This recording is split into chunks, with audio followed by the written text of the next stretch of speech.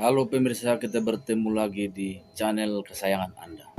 Saya sekali lagi salut tuh untuk Kejaksaan Agung untuk membongkar tanpa sungkan-sungkan kasus yang Mahfud MD membuat pernyataan yang menyebut salut kepada Kejaksaan Agung yang membongkar korupsi tanpa sungkan-sungkan, tanpa tekanan dari pihak manapun.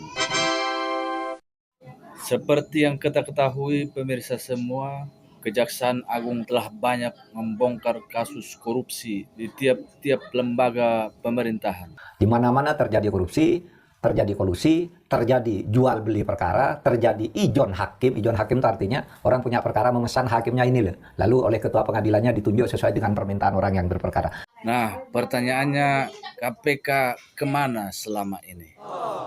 Apakah KPK tidak dapat mengendus lembaga-lembaga mana yang terindikasi korupsi?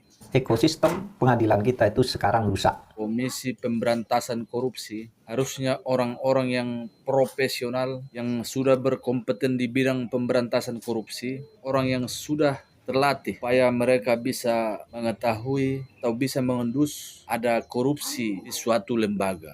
Apakah KPK hanya menangkap mereka-mereka yang berseberangan dengan pemerintah sebelumnya? Berikut ini saya akan menampilkan beberapa kasus korupsi yang ditangani oleh Kepolisian, Kejaksaan Agung, dan KPK.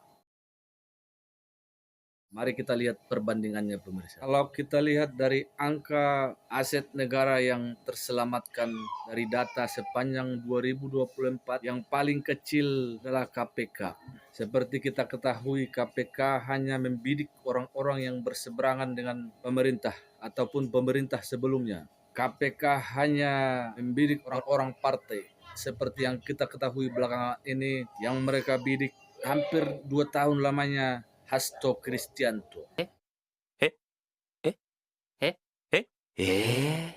Apakah KPK hanya menangani kasus apabila ada pesanan dari seseorang?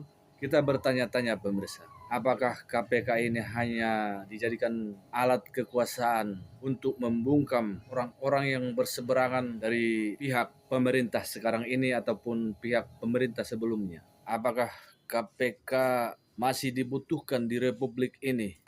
Atau cukup hanya dengan Kejaksaan Agung dan juga kepolisian? Tulis di kolom komentar.